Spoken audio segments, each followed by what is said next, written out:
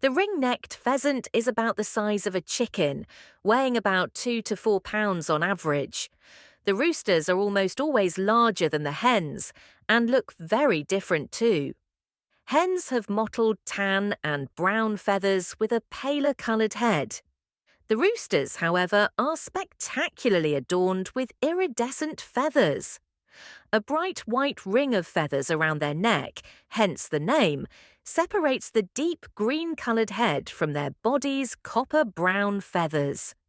They have scarlet red wattles covering most of their face and small green feather tufts that resemble ears.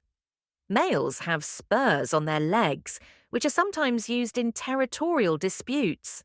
The base of their tail spreads out in a large V shape, tapering towards the rear, and they have very long tail feathers, reaching 20 inches or more, that have black bars and are used in courtship displays.